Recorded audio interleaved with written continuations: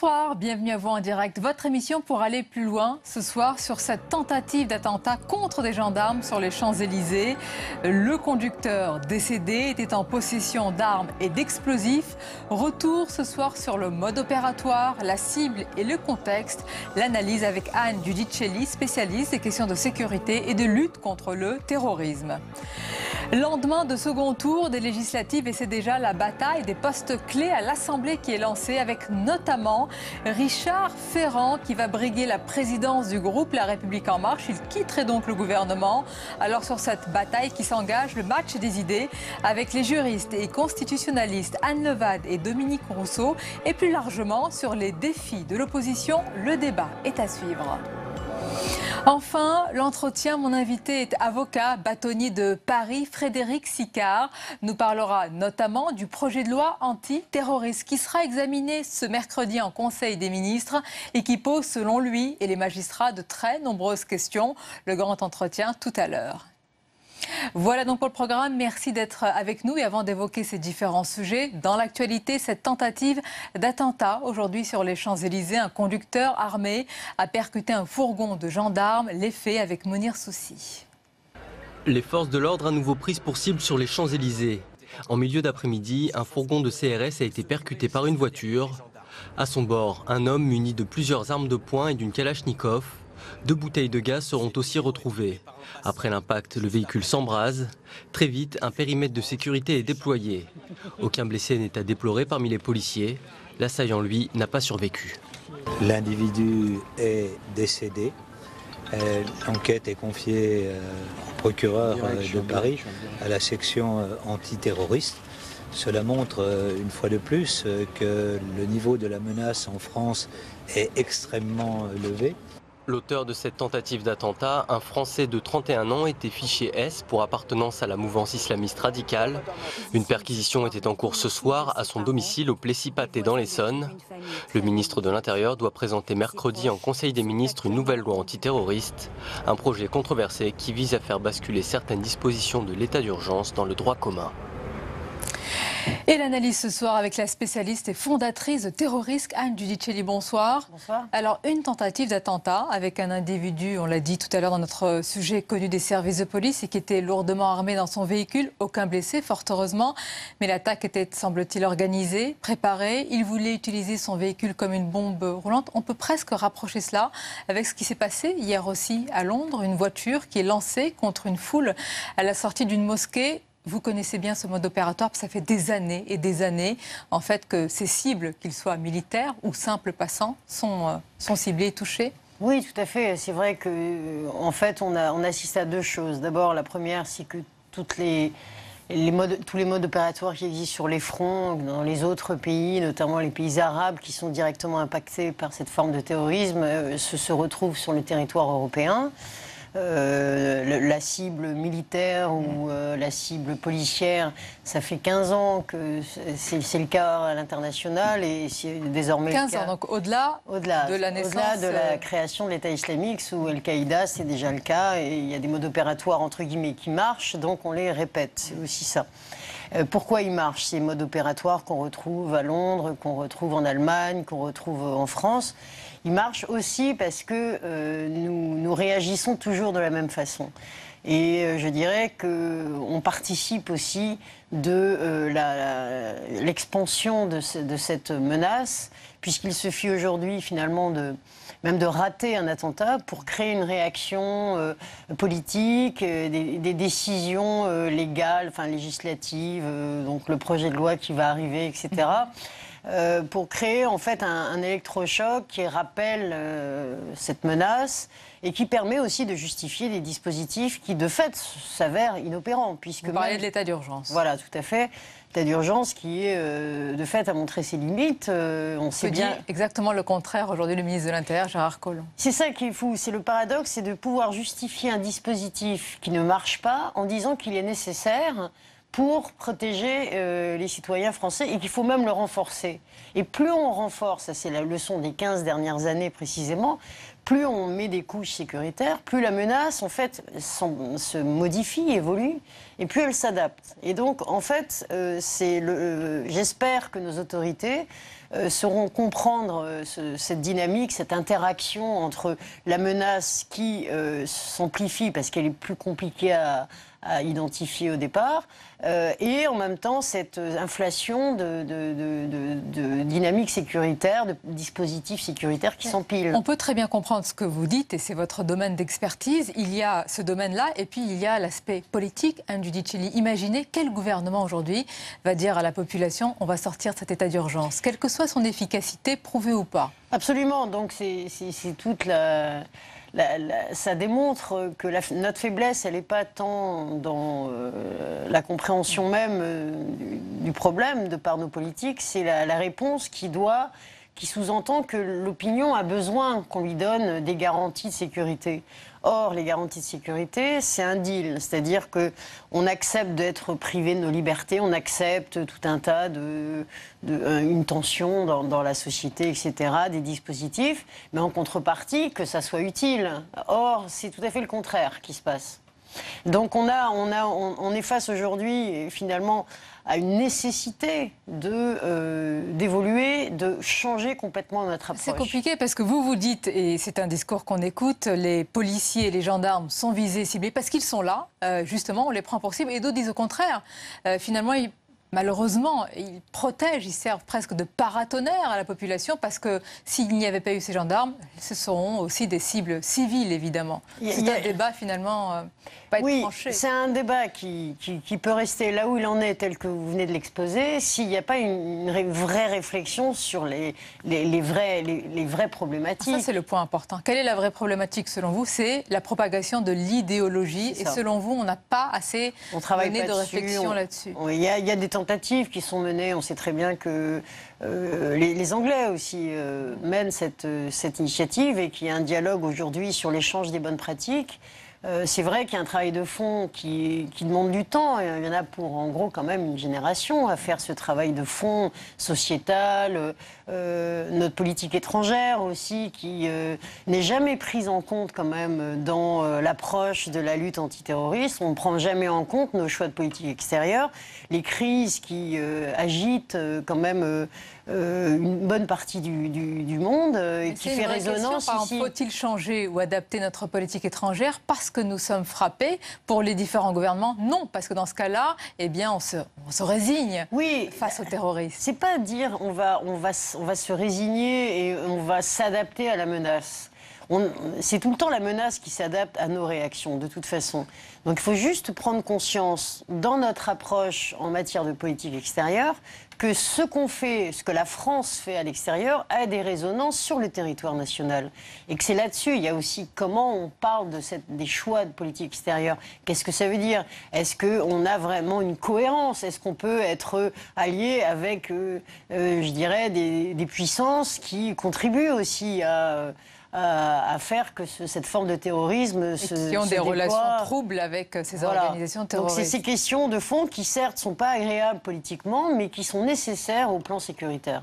Ça va être encore le débat sur les fichiers S, éternel débat permanent dans nos différentes sociétés. Là encore, c'est assez frappant, Anne Giudicelli. On a parlé d'une task force anti-Daesh qui vient d'être installée, évidemment, avec un renforcement de la coopération. Nous verrons cela entre les différents pontes de la lutte contre le terrorisme. C'est là encore où le bas blesse, on le voit. Disons que pour l'instant, on a vraiment, même s'il a été annoncé officiellement, cette task force qui a un nom avec des sigles comme toujours, on a vraiment l'impression que c'est une superstructure qui vient en fait intégrer des sous-superstructures qui étaient déjà là empilées. Et que j'espère, en tout cas, puisqu'on ne sait pas encore exactement comment ça va fonctionner, que ça sera une façon de vraiment rationaliser les différentes instances de coordination qui, à force d'être nombreuses, ne coordonnent plus rien. Donc voilà, on va voir ce que ça implique. Et pour l'instant, c'est peu clair encore. Vous avez parlé tout à l'heure, et c'est ce mercredi que va débuter l'examen, d'abord en Conseil des ministres, du projet de loi antiterroriste. Il va traduire certaines dispositions de l'état d'urgence dans la loi.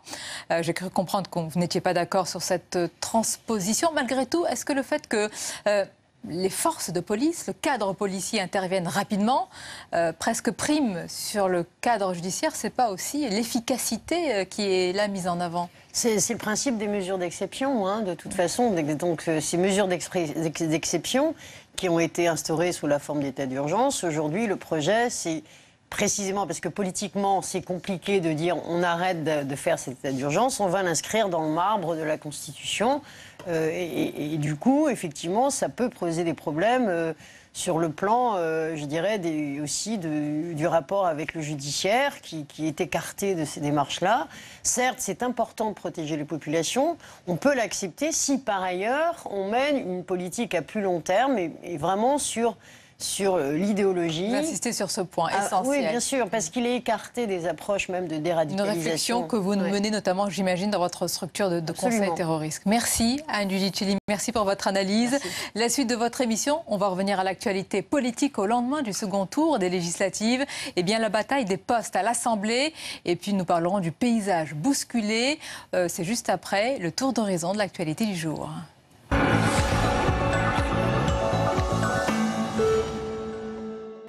Ambiance de rentrée des classes à l'Assemblée nationale. Les 424 nouveaux élus découvrent les lieux. Premiers clichés et premières interviews. Les députés En Marche souhaitent incarner le renouveau au Palais Bourbon. Il faut qu'on ressorte tous de cette habitude un peu française de mettre les gens dans des cases. Moi, pour vous dire, j'étais livreur de pizza, j'étais agent d'accueil au Gaumont, j'étais serveur, j'ai été moniteur de voile, donc j'ai connu l'ensemble des professions. Manuel Valls. Pour certains, ce scrutin n'a pas été une longue marche tranquille. Manuel Valls voit son élection contestée par Farida Amrani, son adversaire de la France Insoumise. L'ancien Premier ministre l'emporte avec 139 voix d'avance. Il y a eu hier une élection, elle est étroite, mais elle est en même temps nette. Ceux qui la contestent ont des moyens juridiques de faire des recours, et c'est le Conseil constitutionnel qui décide si le recours est accepté. Dans la première circonscription de Mayotte, le résultat a basculé après recomptage. Ramlati Ali, la candidate du PS, décroche finalement le siège face à Elad Chakrina des Républicains. Justice. Nathalie Kosciusko-Morizet ne l'a pas emporté dans sa circonscription parisienne, mais son agresseur présumé a lui été présenté au juge en comparution immédiate après 20 heures de garde à vue. Vincent Debrez, maire sans étiquette d'une commune de l'Eure, a obtenu un renvoi de son procès au 11 juillet pour préparer sa défense. Emmanuel Macron. En ce lendemain d'élection, Emmanuel Macron s'est tenu à distance des commentaires politiques. D'abord au Bourget où il a inauguré le salon de l'aéronautique, le président s'est affiché aux côtés de l'astronaute Thomas Pesquet. Plus tard dans la journée, il a reçu à l'Élysée le roi Abdallah II de Jordanie pour évoquer la situation au Moyen-Orient. Et je veux d'ailleurs ici exprimer à Sa Majesté le roi toute mon admiration pour la manière dont il a su préserver avec succès la Jordanie dans un contexte régional difficile, malgré les pressions migratoires, malgré les risques de déstabilisation. La Jordanie reste un môle de stabilité dans la région. L'événement. Édouard Philippe a remis la démission de son gouvernement ce soir. Renommé dans la foulée, il doit composer une nouvelle équipe avant mercredi 18h. Richard Ferrand n'en fera pas partie, une mutation à la demande du président. Confortablement réélu, le député du Finistère va devoir laisser son poste de ministre de la Cohésion des Territoires. Pris dans une affaire immobilière, ce proche d'Emmanuel Macron accepte de démissionner pour briguer la tête du groupe La République En Marche à l'Assemblée nationale.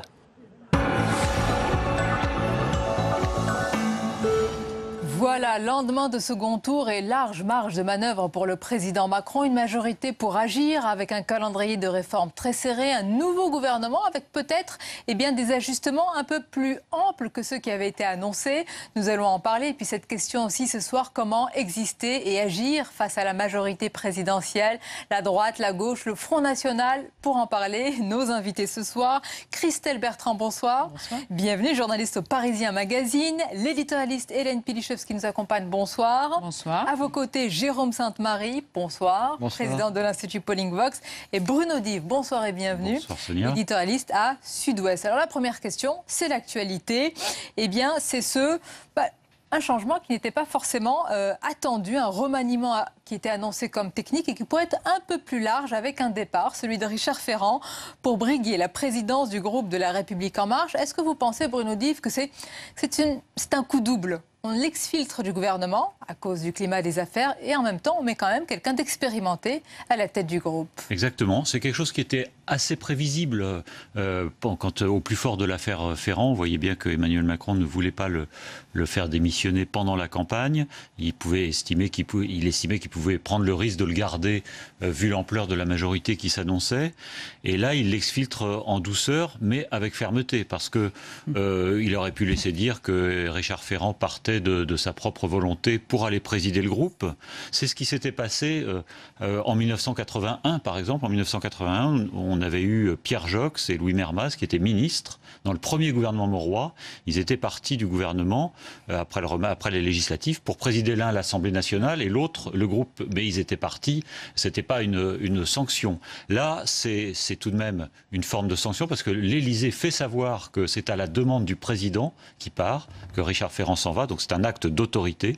Mais en même temps, pour parler le langage macronien, en même temps, c'est assez habile, comme vous l'avez dit, et ça n'est pas non plus humiliant pour Richard Ferrand, parce que la présidence du groupe, c'est peut-être moins prestigieux qu'un ministère, mais c'est un poste éminemment stratégique, surtout cette fois-ci, surtout avec ce groupe très important de novices, comme on dit, de députés inexpérimentés. Il faut un homme de confiance du président, un homme expérimenté parce qu'il, lui, a été député depuis 5 ans et donc il connaît bien l'Assemblée nationale. Donc, vous avez eu la bonne expression, c'est coup double. Je reprends vos expressions aussi qui sont très bonnes. Vous avez dit à la fois douceur et fermeté en même temps et presque, Hélène Pilichevski, sanction. Forcément, parce que Richard Ferrand, on le sait, voulait rester ministre, mais aussi promotion. Il va diriger. Attention, il brigue la présidence, encore faut-il qu'il soit élu. Il va briguer quand même un groupe pléthorique important, le plus important de la Ve République. Jamais on n'aura autant parlé finalement de la présidence d'un groupe parlementaire et jamais on a pu imaginer que c'était si honorifique et que c'était pas une promotion formidable d'être un jour. Il y a des tas de gens qui ne savaient pas qui était le président du groupe parlementaire quand c'était l'époque du PS pléthorique. Jean-Marc Ayrault, il n'avait pas acquis une célébrité formidable à la tête du groupe parlementaire. J'y vois, par rapport à ce qu'a dit Bruno, tout a été dit presque, à savoir qu'il y a aussi par rapport à la presse, à la relation que Emmanuel Macron, à la relation ou presque la non-relation avec la presse qu'il est en train de cultiver très savamment et très, très intelligemment. En tout cas, on le voit très bien ce qu'il veut faire. C'est-à-dire qu'il ne veut pas que la presse soit le maître, la maîtresse, on va dire plutôt le maître des horloges, c'est lui seul. Et donc, maintenant que l'affaire Ferrand, si on peut dire, il a beaucoup reproché aux journalistes d'avoir un petit peu fait surgir et d'avoir surtout transformé le problème, disons, ce qui arrivait à Richard Ferrand en une affaire, comme il l'a dit en Conseil des ministres, ce n'est pas à la presse de décider ce qui est une affaire ou ce qui n'en est pas. La justice, et là, il prend les devants. Alors, Bruno Dive me disait tout à l'heure que lui en était sûr, qu'il l'avait plus ou moins annoncé, plus ou moins fait... non, c'était pour Bayrou. J'espère l'avoir écrit, mais je me souviens plus. Voilà, il pense que peut-être il a été... en tout cas. Voilà. Mais bon, donc, comme personne ne l'avait annoncé officiellement, les journalistes ont été un petit peu pris de court. C'est la nouvelle du jour. Et une fois de plus, c'est Emmanuel Macron qui a décidé. Il n'y a pas eu de fuite, en plein silence. Et donc, ça continue son souci de mettre de la distance entre Jupiter et la piétaille journalistique. En fait, il y a une fuite, mais c'est une fuite organisée par l'Élysée. La seule fuite qui est autorisée, c'est celle de l'Élysée, effectivement. Oui, non, je souris parce que j'ai envie de céder à mes mauvais penchants, si vous voulez. Et à mon esprit de contradiction, y compris parce que je me souviens de l'été 2007. L'été 2007, alors que Sarkozy faisait exactement le contraire de ce que fait aujourd'hui Emmanuel Macron, toute la presse trouvait ça génial. Il a fallu attendre janvier, quand les sondages se sont inversés, pour qu'on commence à trouver que la modernisation, comme on disait à l'époque, de la présidence faite par Nicolas Sarkozy, n'était pas forcément une si bonne idée. Non, moi je trouve qu'il y a plusieurs... Là, vous dites que c'est une histoire de cycle, tout ça, c'est ça ? De cycle, d'opportunité. Bon, c'est normal, on est dans l'enthousiasme d'une élection et pour l'instant les sondages sont bons. On verra ensuite comment ça se passera quand les sondages s'inverseront. Simplement, sur cette question-là, effectivement, on peut trouver ça habile, mais je propose une autre lecture par esprit, encore une fois, de jeu. C'est simplement le fait que déjà, on considère normal le fait que l'exécutif est en train de choisir encore une fois, le législatif. Non seulement on sait très bien les conditions de désignation des candidats En Marche, mais là, quelque part, l'exécutif fait savoir qu'il est en train de choisir le chef du groupe parlementaire dans le législatif. Dans un esprit de libéralisme politique, on pourrait être un peu surpris. Second point que je me permets de souligner, le fait est que, deux choses l'une, soit effectivement il y a des choses à reprocher à M. Ferrand, et dans ce cas-là, la sanction est insuffisante, soit alors il y a la présomption d'innocence, et à ce moment-là, pourquoi le sanctionner?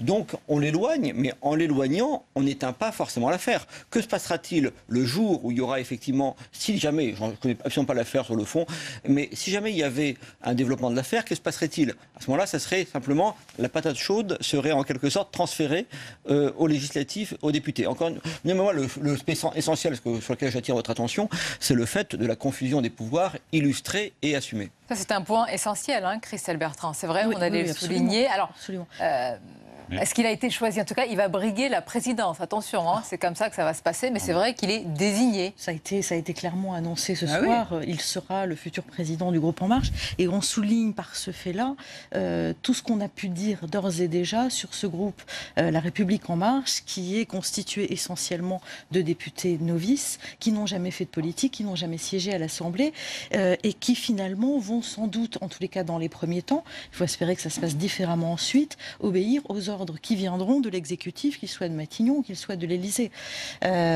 Pour les avoir rencontrés tout au fil de cette campagne, ces députés arrivent avec une extrême modestie, ce qui est bien, mais en disant on fera ce que nous conseillent, ça m'a été dit comme ça, nos assistants parlementaires et les plus anciens d'entre nous. Donc cette candidature, effectivement, je n'en vois aucun pour l'instant pour voter contre.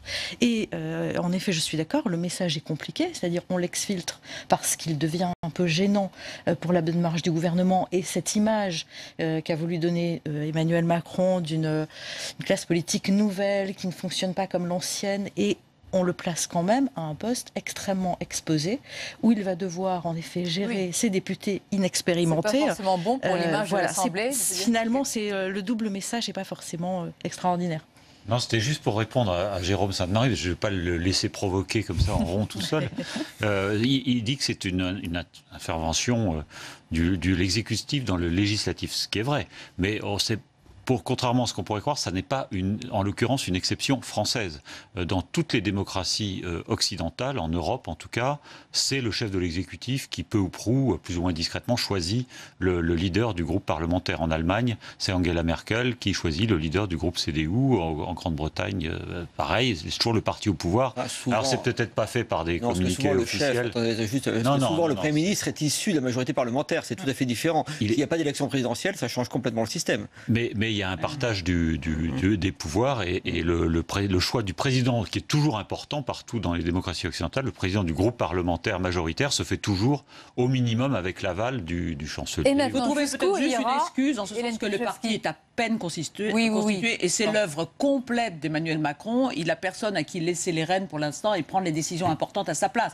Quand le parti sera vraiment constitué, c'est au mois d'octobre ou à peu près. Nous verrons, nous jugerons à ce moment-là. Je veux qu'on s'arrête sur ce remaniement. Il avait été annoncé, et d'ailleurs par le porte-parole du gouvernement, comme un remaniement technique. Technique, c'est-à-dire à la marge, on change quelques éléments, mais ça ne joue pas sur l'équilibre. Apparemment, là, ce ministère qui est laissé est un ministère important, qui concerne les villes, qui concerne la cohésion des territoires. Il va lui falloir trouver une personnalité de droite, de gauche. Tout cela peut jouer sur l'équilibre du gouvernement. Oui, bien sûr. Oui, mais enfin, c'est jamais qu'un poste. C'est jamais... c'est un poste important. C'est un poste important. Quelques mois des élections sénatoriales. Oui, mais c'est pas ce poste-là qui va chambouler l'équilibre gouvernemental. Je ne crois pas. Avec des secrétaires d'État, parce que c'est un ministère trop étendu, qui était considéré comme avec trop de portefeuilles. On avait oublié le logement, on lui a rattaché le logement au dernier moment, et donc il va y avoir certainement un ou deux secrétaires d'État auprès de ce ministère. Le périmètre va probablement être changé. C'est toute la complexité de ce gouvernement où on étudie, on observe chaque équilibre, chaque nomination. Donc chaque camp observe l'autre en disant il a un ministre de plus que nous, un ministre en moins. Enfin, on voit bien quand même ce parti En Marche repose encore sur beaucoup beaucoup de défiance de la part de ceux qui viennent des LR et de ceux qui viennent du PS. On se regarde encore quand même avec méfiance. Et effectivement, c'est une nomination qui va être extrêmement observée de très près de la part des... Mais c'est-à-dire que ce choix de ce ministère de la Cohésion, il va nous dire la lecture, nous expliquer la lecture qu'a fait Emmanuel Macron des résultats. S'il choisit quelqu'un venu des rangs LR, eh bien c'est qu'il se sera dit, voilà, ils ont finalement un groupe assez important, il faut peut-être que je rééquilibre de ce côté-là. Est-ce que ce sont ces calculs-là qui sont à l'œuvre aujourd'hui ? Oui, il va certainement y avoir, il va y avoir le changement de ce ministre, peut-être un ou deux autres, s'il y a un petit jeu de chaise musicale, et la nomination au minimum de 3-4 secrétaires d'État. Dans ce lot, il va certainement y avoir des personnalités venues des Républicains, au moins une ou deux. Vous connaissez les profils peut-être déjà? On parle de ces constructeurs, oui, on parle les Macron compatibles. On parle de Thierry Solère, mais Thierry Solère, je pense, a plus un rôle à jouer à l'Assemblée, lui-même pour présider le groupe, justement. Là, c'est pas Macron qui va décider, mais c'est plutôt le dispositif. Donc, je ne sais pas, peut-être Franck Riester pourrait être un secrétaire d'État.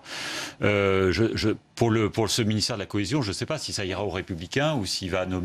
Ça va encore provoquer peut-être des crispations dans les autres partis. Il y a des socialistes aussi, il ne faut pas oublier que les socialistes socialistes finalement sont très peu... Il n'y a que Jean-Yves Le Drian qui, stricto sensu, est socialiste. Richard Ferrand était un ancien socialiste. Oui, mais vu l'état du Parti socialiste, quel serait l'intérêt, pardonnez-moi, d'y intégrer un ministre? Non, mais au moins un ancien socialiste. C'est vrai qu'il faut qu'il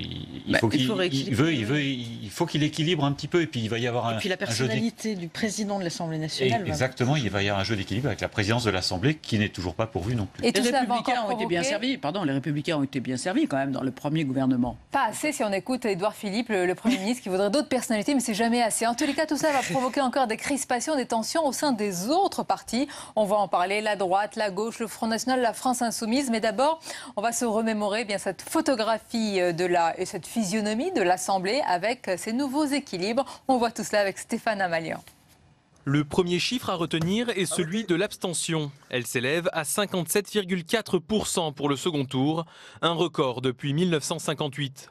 La République en marche remporte la majorité absolue avec 308 députés élus, 350 en ajoutant les sièges du MoDem. Le Parti socialiste, lui, est balayé.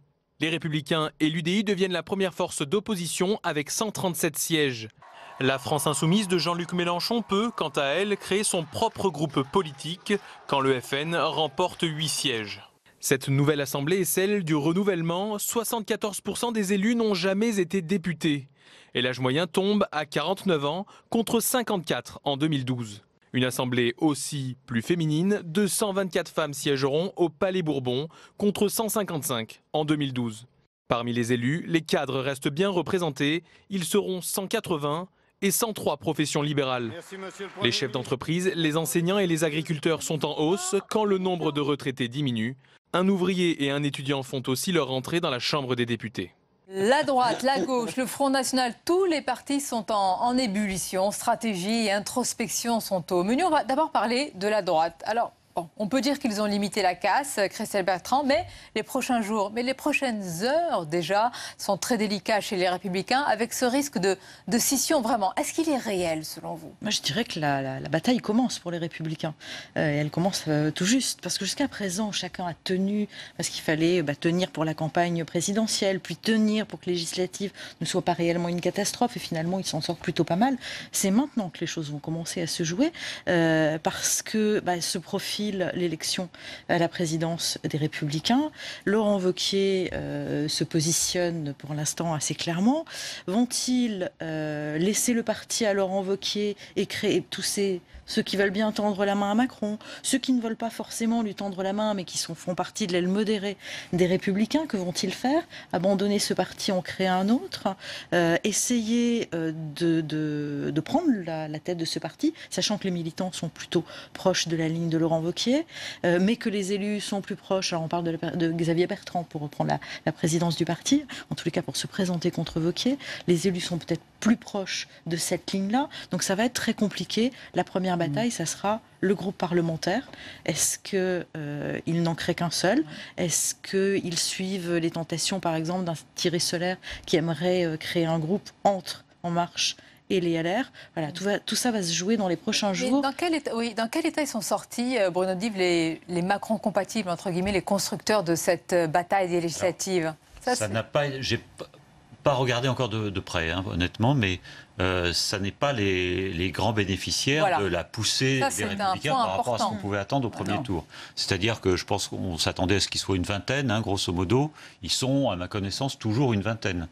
Ceux qui ont bénéficié de cette poussée plutôt inattendue, ce sont les Ciotti, les Guasguen, qui ne sont pas vraiment sur la ligne Macron compatible. Pascal, Valérie Boyer et d'autres, hein, qui ont quand même sauvé leur siège dans le Nord. L'arrivée, Éric Woerth. Et qui sont souvent d'anciens sarkozystes, qui avaient soutenu Nicolas Sarkozy pendant la campagne, et qui sont des gens qui ont eu peur de perdre, et qui sont d'autant plus, donc, qui sont blessés, qui donc sont d'autant plus, d'une certaine manière, dangereux, et en tout cas décidés, c'est les propos de Guasguen ce soir, décidés à en découdre avec ceux qui, entre guillemets, les ont trahis et à cause desquels ils ont perdu.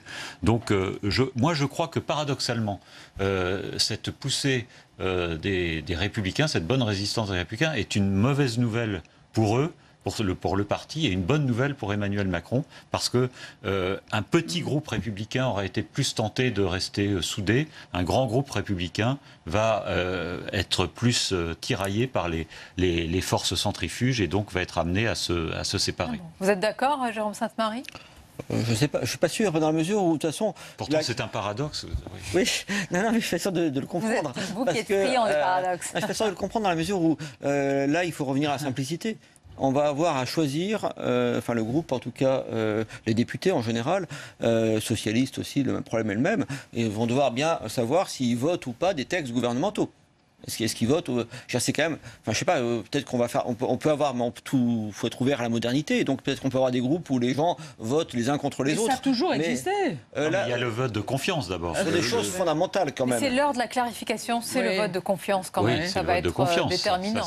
Voilà, est-ce qu'on vote ou pas les lois d'habilitation, etc. pour les ordonnances. Enfin, ceux qui s'y refusent, ceux qui le feront, et ceux qui le refuseront seront quand même sur des choix radicalement différents. Donc la cohabitation, me paraît très artificielle. Il faut quand même voir comment l'électeur de droite, tout est possible évidemment, mais comment l'électeur de droite moyen peut comprendre ça.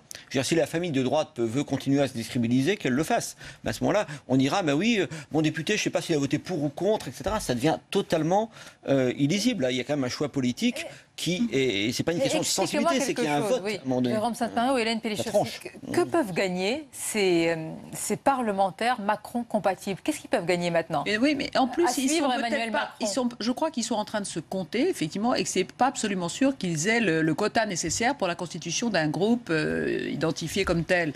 Donc, je pense avec l'UDI, avec une partie de l'UDI. Oui, mais je crois pas que par rapport aux 130 130 avec l'UDI. Ils sont 15. Voilà, ils sont une quinzaine, donc ça va être compliqué. Que vont-ils faire? Quel sera l'avenir de ce groupe? Comme effectivement l'heure est à la recomposition un petit peu, et puis que c'est dans les prochains jours, puisque c'est au moment où il va falloir du vote de la confiance. Bon, mais moi j'ai pas le sentiment que le parti va éclater maintenant, parce qu'il n'y aura pas assez une force qui va. Ils vont avoir besoin d'exister de cette manière-là, ça va être bancal. Il y a quand même une tension qui s'est créée. Il y a une tension, mais tout le problème est de savoir s'ils vont arriver à retrouver une force commune. Je suis pas. Mais derrière qui surtout? Parce que vous me parlez de choix, de ligne, mais quel est le leader, Christelle Bertrand? Où est-il? Le manque de leader. Avant de répondre à votre question, je voudrais quand même souligner l'agression de Nathalie Kosciusko-Morizet. Elle vient d'un élu des Républicains. Ouais. Et je trouve qu'elle symbolise extrêmement bien cette violence qui existe entre l'aile modérée des Républicains qu'incarne Nathalie Kosciusko-Morizet et une aile beaucoup plus à droite qui ces gens n'arrivent plus à se parler, ne se comprennent plus. Donc ça va être très compliqué, comme vous le disiez, de voter certains textes pour les uns. Voilà. Alors après, effectivement, derrière qui se range-t-il? Laurent Wauquiez, donc naturellement pour les uns. Xavier Bertrand semble aujourd'hui, via pour l'instant la parole de Gérald Darmanin. La question c'est que personne ne s'impose. Si on reprenait les anciens patrons, les anciens leaders, Nicolas Sarkozy, mais même remontons plus loin, Jacques Chirac, il y avait. L'élection d'Emmanuel Macron a balayé toute cette... Jérôme Sainte-Marie, vous êtes d'accord? Oui, moi je pense qu'effectivement l'acrimonie entre eux est d'autant plus forte qu'on ne peut pas sérieusement accuser, par exemple, une Nathalie Kosciusko-Morizet de trahir ses idées en étant favorable à Emmanuel Macron. C'est bien parce que la droite a laissé cohabiter entre elles des sensibilités différentes que beaucoup d'élus de droite et de députés de droite peuvent très bien effectivement devenir Macron compatibles en étant totalement fidèles à leurs idées. La preuve, c'est qu'il y a quand même... regardez la personnalité du Premier ministre, regardez la personnalité de Bruno Le Maire, etc. Je suis tout à fait d'accord avec cette analyse. Il y a beaucoup de gens qui sont issus même de démocratie libérale, qui sont aujourd'hui dans l'équipe Macron, parce qu'il y a bien un projet idéologique libéral, avec les fondements sociologiques qui vont avec, qui est tout à fait conforme à l'aspiration séculaire de ces gens-là, qui retrouvent davantage chez Macron qu'ils ne retrouvent chez certains de leurs collègues députés. C'est pour ça que ça fait quand même beaucoup d'éléments, si vous voulez, qui vont dans le sens d'une scission. Quand même. Il y a eu des courants au PS. Vous allez me dire ce qui se passe aujourd'hui avec le PS, c'est pas forcément un exemple à retenir, mais quand même, le congrès de Rennes, les successeurs de François Mitterrand, c'était en 90, et le PS a quand même vécu pendant tout cela. Il y avait des courants qui étaient autrement important. Oui, mais c'est l'histoire du PS, les courants. Bah oui. Par rapport à la droite, non? Oui. Est-ce qu'ils n'ont pas plus l'habitude de ces courants, de les digérer, dans leur culture, c'est certain. Mais je ne crois pas à l'existence de moitié de ce qui reste des Républicains pour une tendance, si vous voulez, qu'on est un peu plus à droite ou un peu plus Macron-combatif. Voilà, je n'y crois pas. On finit sur la droite. Il y a quand même des comptes qui n'ont pas été réglés et qui vont se régler. Oui, mais ça ne va pas aboutir à la création. Il va y avoir des règlements de compte dans tous les partis, y compris... On va régler. Il y a ceux qui vont dire tout ça, c'est de la faute de Fillon, c'est parce que Fillon nous a emmenés dans le mur. Les autres qui vont dire tout ça parce que vous nous avez trahi pendant la campagne législative.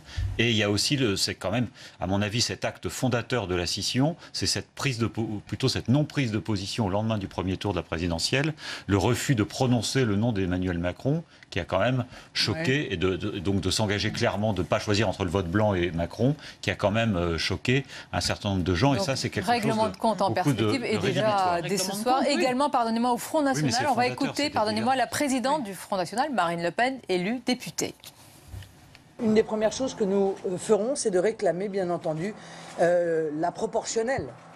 Car on ne peut pas envisager de moraliser la vie publique, comme je l'ai entendu dire par le gouvernement, ou même de créer la confiance dans la vie publique si on ne règle pas le problème de ce mode de scrutin qui est un des éléments majeurs de l'abstention. Nous sommes 8 et nous en valons, à mon avis, 80. Je ne perds pas du tout de vue cet objectif de pouvoir, au cours des prochains mois, constituer un groupe au sein de l'Assemblée nationale qui puisse être un groupe sur lequel nous nous entendions, peut-être sur 2-3 lignes principales, tout en conservant chacun, bien entendu, notre indépendance. Bien sûr, ils ont eu 8 députés et pas 2 députés comme prévu, mais est-ce que pour autant, Jérôme Sainte-Marie, ce parti peut faire l'économie d'une profonde remise en cause? Là encore, il y a plusieurs lignes. Même si la ligne de Florian Philippot, très souverainiste, est vraiment affaiblie, il y a différents courants qui traversent ce parti aussi. Oui, d'autant plus que la tentation va devenir très forte, parce qu'on vient de l'évoquer, la droite est dans une crise profonde de fait. Et les phénomènes de décantation avec ceux qui peuvent être tentés d'aller chez Macron provoquent une crise, évidemment, du parti des Républicains qui libère des énergies pour sortir, mais de l'autre côté, des Républicains. Par ailleurs, il va y avoir des tensions. Là, pour l'instant, tout se passe bien, mais il y aura forcément, comme dans tout quinquennat, des tensions importantes, des réformes qui passeront mal, qui s'opposera réellement. Donc, dans ce climat-là, il peut y avoir... Et puis, il y a, dernière chose, il y a un état de sidération de la droite. Et encore une fois, les électeurs de droite, pour ne pas parler des élus, sont revenus des vacances de Noël en pensant que le futur président serait un des leurs. Et là, ils ne sont toujours pas remis, en fait, quand on discute avec des citoyens de base, ils ne sont toujours pas remis, si vous voulez, de cet événement. Et donc là, ils cherchent des responsables. Bref, tout ça fait qu'on peut penser qu'il y a beaucoup plus de choses à récupérer du côté de la droite pour le Front National. Dernier élément très important par rapport au pari de Philippot, qui était de dire on va regrouper la France qui a voté non en 2005, et donc beaucoup de gens issus de la gauche, voire de la gauche, c'est que c'est plus tellement possible. Parce que la surprise, si vous voulez, de la période, c'est l'émergence de France Insoumise et de Jean-Luc Mélenchon, qui a d'ailleurs récupéré dans la catégorie populaire pas mal de votes sur le Front National et qui est là avec son groupe. Et donc, ça fait barrage, en quelque sorte, à cette pénétration du Front National dans les catégories populaires. Et donc, ça le rejette vers sa tradition d'aller chercher plutôt sur la droite dure de nouveaux électeurs. La droite dure, d'autant plus que Christelle Bertrand, il fallait écouter ce qu'a dit Gilbert Collard. Gilbert Collard, il a envoyé quand même quelques signaux importants déjà à la direction du Front National. Il a dit, moi, si j'ai été sauvé, parce qu'il a été vraiment rattrapé, c'est par des électeurs de droite. Et il faudra, à partir de là, enclencher une réflexion au sein du Front National. Donc voilà encore un autre son de cloche. Oui, non, on voit bien que le Front National, lui aussi, est à l'heure des grands débats entre, effectivement, un Florian Philippot qui faisait certaines œillades à la France insoumise de Jean-Luc Mélenchon. On a vu que certains candidats Front National ont appelé à voter pour des candidats de la France insoumise, à Paris, dans le Nord.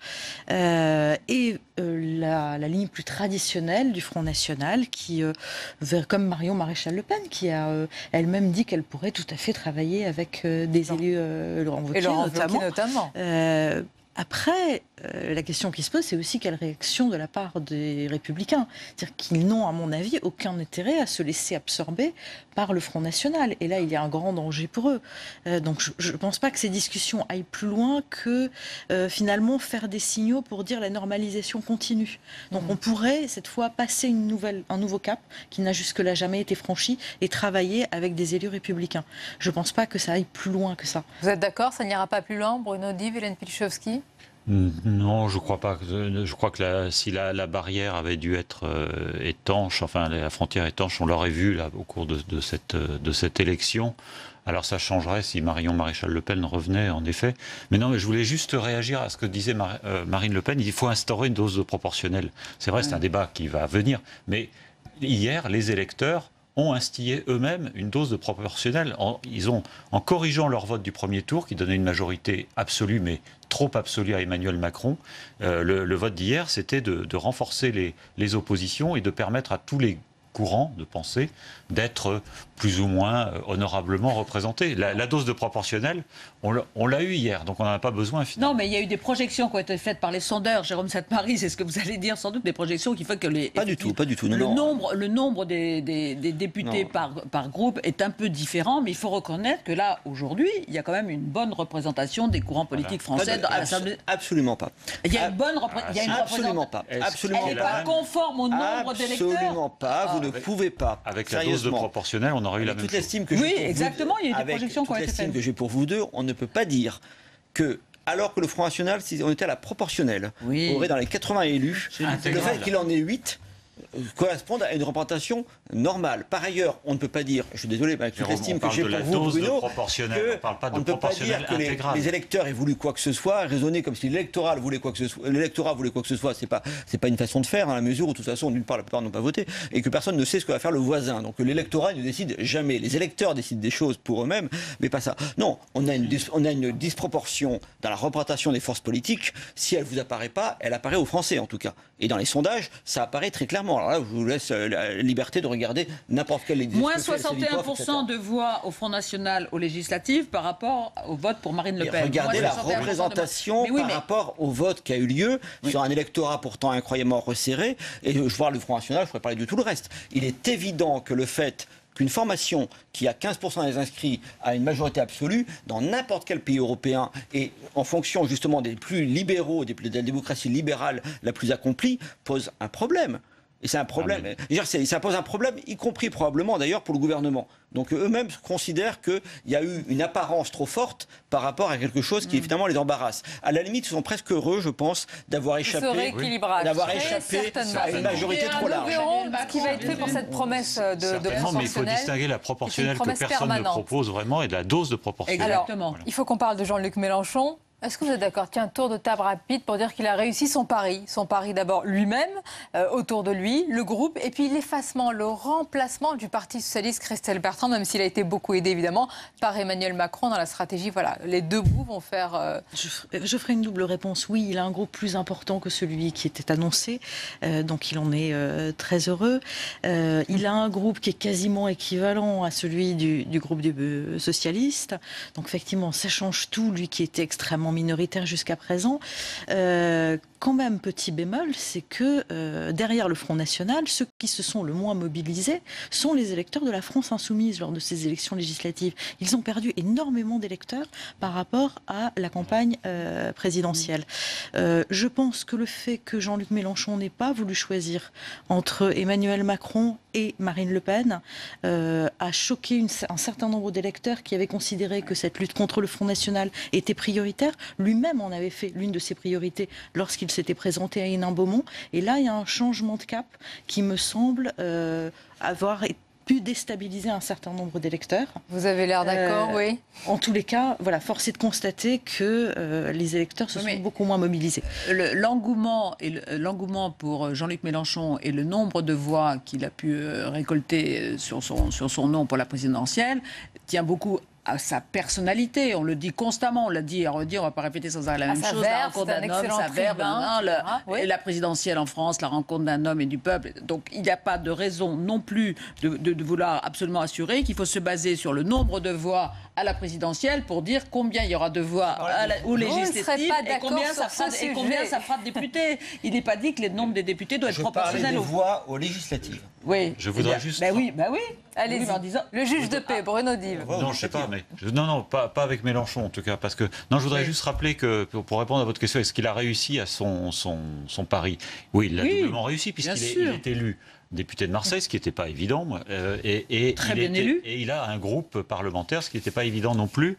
Donc, c'est pari doublement réussi. Mais il ne faut pas oublier, parce qu'on parle toujours, et Jérôme Sainte-Marie vient encore de délégitimer la majorité d'Emmanuel Macron, en rappelant qu'elle avait 15% des inscrits. Non, c'est pas la délégitimer, c'est à la une du Monde. Oui, mais on dit toujours ça à propos d'Emmanuel Macron, mais on ne fait jamais le calcul à propos des autres. Alors moi, j'ai fait le calcul pour Jean-Luc Mélenchon à Marseille, qui a fait dès hier soir adresser le portrait en illégitimité d'Emmanuel Macron. Et ben lui, il a obtenu moins de 20% des inscrits. Il a été élu à Marseille, moins de 20% des inscrits. Donc finalement, on est toujours l'illégitime de quelqu'un. Mais pour le moment, vous pouvez aller plus loin. Vous pouvez aller plus loin. Il y a un vrai scandale démocratique. C'est le titre de l'émission. Au fait que le Front National ait si peu de représentants par rapport à la France insoumise.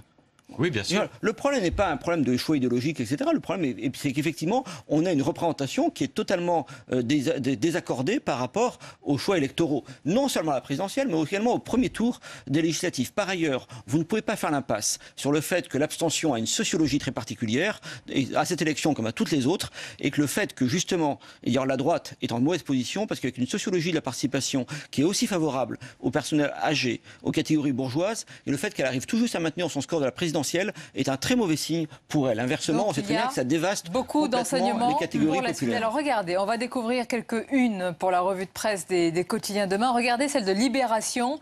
C'est la chambre aérée pour Libération, plus jeune, plus féminine, très renouvelée. L'Assemblée tout juste élue offre un visage rafraîchissant, même si elle n'est pas encore assez diverse. Ça, c'est toute la question finalement de certaines catégories sociales. Jérôme Sainte-Marie, certains disent que c'est une catégorie le culte de la diversité et de la parité s'accompagne toujours et de plus en plus de l'oubli des différences sociales, bien sûr, dans la représentation.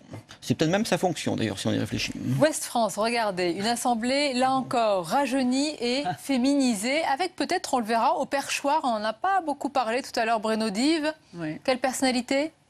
Alors, je crois que Emmanuel Macron souhaite une femme. Il faudrait sans doute qu'elle soit aussi du groupe En Marche. Donc on parle beaucoup de Barbara Pompili, qui est une écologiste, qui a co-présidé le groupe écologiste, qui est une bonne formation pour présider un hémicycle aussi complexe. Et regardez l'Humanité, déjà au combat, l'UMA, 29 députés, 2 combats pour s'opposer au projet Macron. Christelle Bertrand, ça c'est... Tout à l'heure, Libération disait la chambre aérée. Aérée aussi par son opposition. Une vraie opposition, elle sera là. Certains craignaient justement, même y compris de la République En Marche, qu'elle n'existe pas. Elle existe aujourd'hui, nous verrons. Mais avec quel pouvoir? Eh oui, des marges de manœuvre faibles. Alerter, effectivement, être présent dans les médias, mais quel pouvoir réel? Finalement, on voit que la véritable opposition à François Hollande, c'était les frondeurs. Ça a été son propre groupe. Ça n'a pas été tellement les groupes d'opposition. Et vous irez jusqu'à dire qu'elle pourrait être dans la rue, cette opposition? C'est ce que dit Jean-Luc Mélenchon lui-même, en tous les cas. Nous verrons. Oui, il y a déjà un groupe social qui s'est formé, qui a annoncé des manifestations, déjà relayé par Jean-Luc Mélenchon. Mais avec des grandes gueules, entre guillemets, qui seront à l'Assemblée. Depuis le début de la campagne, on dit qu'Emmanuel Macron n'aura pas sa majorité, puis qu'après, ce qui ne serait pas élu, qu'il n'aura pas la majorité. Maintenant qu'il l'a, que ça va se jouer dans la rue, donc soyons prudents. J'ai écrit le contraire avant la présidentielle. Et ben voilà, c'est bien. On disait qu'il avait fait une faute. Mais non, mais on disait qu'il avait fait une faute politique avec Richard Ferrand, le maintenant au gouvernement. Maintenant, on salue salue son habileté parce qu'il l'a exfiltré. On verra ce qu'on dira dans les prochains jours et les prochains mois. Merci pour ce débat et vos analyses respectives. La suite de votre émission, on va continuer à en parler. On va s'intéresser plus en détail sur ces postes clés à l'Assemblée, la nouvelle photographie, le fonctionnement aussi, le rôle des députés, le tout avec des juristes et des constitutionnalistes, Anne Levade et Dominique Rousseau. À tout de suite. L'histoire se répète parce qu'en 1936, sur la commune de Mozac, il y a eu un camp de réfugiés républicains espagnols. Et que des hommes. C'est vrai. Que des hommes. Et donc les craintes étaient les mêmes qu'aujourd'hui. La jungle de Calais, Mozac et Grand Castan en Dordogne, Carlabaille en Ariège, La France qui réussit vous propose 3 regards, 3 lieux d'immersion pour découvrir et comprendre autrement l'immigration en France. La France qui réussit, demain à 13h sur Public Sénat. Demain, dans l'épreuve de vérité, Pierre Laurent, secrétaire national du Parti communiste, sera l'invité de Michel Grossior. L'épreuve de vérité, demain à 18h30, en direct sur Public Sénat. Voilà, et bienvenue à vous si vous nous rejoignez à l'instant. Nous sommes en direct, c'est votre émission On va plus loin. Fin d'une longue séquence électorale et bientôt, bien, les députés vont s'installer à l'Assemblée. Mais avant, il faudra prendre des décisions stratégiques importantes. La bataille des postes clés à l'Assemblée est bel et bien engagée. Perchoir, présidence de groupe, etc. Qui va être aux manettes du Parlement? À qui confier les clés? Et que représentent réellement ces postes dans notre démocratie? On va en parler avec nos invités ce soir. Anne Levade, bonsoir. Bonsoir. Vous êtes juriste, professeur de droit public. Nous accompagne également le constitutionnaliste Dominique Rousseau. Bonsoir. Bonsoir. Également professeur de droit. Avant d'entrer dans le vif de notre analyse, de notre débat, arrêtons-nous justement sur l'importance de ces postes à l'Assemblée. On en parle juste après avec vous. Regardez ce sujet de Julie Hulin. Il a accepté cette mission et quittera donc le gouvernement. À la demande d'Emmanuel Macron, Richard Ferrand va briguer le poste de président du groupe République En Marche à l'Assemblée nationale. Un poste clé. Objectif, guider les novices, mais surtout maintenir l'unité et ainsi éviter la fronde. Pour faire tourner la complexe machine parlementaire, difficile d'imaginer placer des novices à des postes sensibles.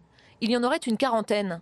À commencer bien sûr par la présidence de l'Assemblée nationale. Des noms circulent déjà. Emmanuel Macron souhaiterait une femme. Un président, mais aussi 6 vice-présidents. Et 3 questeurs qui veillent à l'utilisation du budget de l'Assemblée. Autre poste stratégique, les présidents de commission. Il y en a 8. Ils préparent les projets de loi avant leur passage en séance.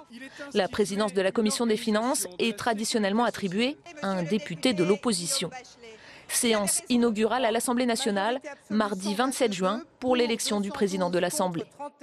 Voilà, alors ces postes clés, président, vice-président, président de groupe, de commission, questeur, Anne Levade, non. On les redécouvre, on les découvre pour certains, mais il faut préciser que ces choix, ils ne sont vraiment pas anodins, ils sont importants. Alors, ils ne sont pas anodins parce que l'organisation des assemblées, et de l'Assemblée nationale en l'occurrence en particulier, c'est un subtil équilibre entre des responsabilités institutionnelles et des aspects politiques. Parce qu'un certain nombre de ces postes, je laisse de côté les présidences de commission, mais notamment les vice-présidences, se font à ce qu'on appelle la proportionnelle des groupes. Et donc, ce qui va être la première étape, en quelque sorte, assez essentiel d'ailleurs, y compris pour l'avenir sans doute des formations politiques dans la vie publique, c'est de savoir quels vont être les groupes politiques. Je rappelle que, à l'évidence, il y aura un groupe La République En Marche. Ça, il semble a priori bien identifié et son nombre est connu. La question qui ensuite peut se poser, c'est de savoir si à gauche et à droite, il va y avoir un ou plusieurs groupes à chaque fois, sachant que quand je dis à droite et à gauche, je pense au Parti socialiste et aux Républicains. L'UDI n'est pas forcément tel quel en position de constituer un groupe. Tout dépend comment les choses vont se composer. Peut-être qu'ils vont rester en lien, puisqu'il y a là aussi des questions de nombre. Il faut 15 députés minimum pour qu'un groupe soit constitué. Et puis surtout, il y a une question centrale qui est méconnue, c'est que depuis la réforme de 2008, il est prévu que les groupes, lorsqu'ils sont constitués, se déclarent, le cas échéant, comme étant dans l'opposition. Et on a bien compris que, notamment chez les Républicains, certains avaient déjà fait savoir qu'ils voteraient la confiance au gouvernement, ce qui n'est pas le signe le plus caractéristique de sa participation à l'opposition. C'est un élément important là que vous soulignez là, qui est peu évoqué. Ça peut être un indice de quelque chose à voir dans les jours à venir. Absolument, on ne sait pas actuellement, et c'est pour ça que la répartition des postes est un exercice délicat. On ne sait pas actuellement qui est dans l'opposition, qui est dans la majorité. On le saura quand? On le saura le 4 juillet, lorsque le Premier ministre présentera son programme et qu'il y aura un vote de confiance. Et là, on verra qui vote la confiance et qui est donc dans la majorité, et qui ne la vote pas et qui est dans l'opposition. Ce n'est pas totalement anodin, pour reprendre l'adjectif, dans la mesure où la présidence de la Commission des finances est donnée à un député de l'opposition. Mais alors, qui sera dans l'opposition? Est-ce que le groupe des Républicains sera dans l'opposition? Tout, une partie, de même pour les socialistes. Ceci dit, il y a un élément important, peut-être encore plus qu'auparavant, c'est la nouveauté de l'Assemblée. Il y a beaucoup de primo-députés, beaucoup de personnes qui ne sont pas encore engagées dans la vie politique et qui vont découvrir la fabrication de la loi. Par conséquent, il va y avoir 2 postes, à mon avis, encore plus importants qu'avant. C'est président de l'Assemblée nationale, dans la mesure où il faudra diriger des débats entre des tribuns, Marine Le Pen, Alexis Corbière, Jean-Luc Mélenchon, qui évidemment donneront de la voix, et il faudra un président qui maîtrise et qui ordonne les débats. Et puis l'autre poste, à mon avis, important, sera la présidence de groupe. Parce que 310 ou 311 députés En Marche, il faudra coordonner le groupe, et il faudra que le président de groupe ait suffisamment d'autorité pour mener. Alors ce qui est amusant, c'est que d'après ce qu'on dit, ça serait... Oui, Richard, je voulais vous faire réagir là-dessus. On va s'arrêter, puis après on va développer ce dont vous nous parlez, c'est-à-dire vraiment maintenir l'unité au sein de ce groupe pléthorique, faire apprendre, si vous voulez, les premiers pas, en tout cas guider ces primo-députés. Mais sur Richard Ferrand, vous entendez Anne Levade là, ce qui monte un petit peu, comme quoi il aurait déjà été choisi par le président de la République, alors qu'il doit évidemment briguer la présidence du groupe. Qu'est-ce que vous pensez de cette onction ? Alors c'est vrai que c'est un peu surprenant, un peu inhabituel, puisqu'on sait qu'un des principes essentiels, c'est l'indépendance des assemblées, et que donc, par définition, au sein des assemblées, chaque groupe politique se dote de son président au terme d'un vote. Est-ce à dire qu'il n'y aurait qu'un candidat pour la présidence du groupe En Marche? Peut-être. Là encore, il peut toujours y avoir des velléités, puisque évidemment, personne ne peut interdire à un député un peu taquin de se présenter contre celui qui est pressenti.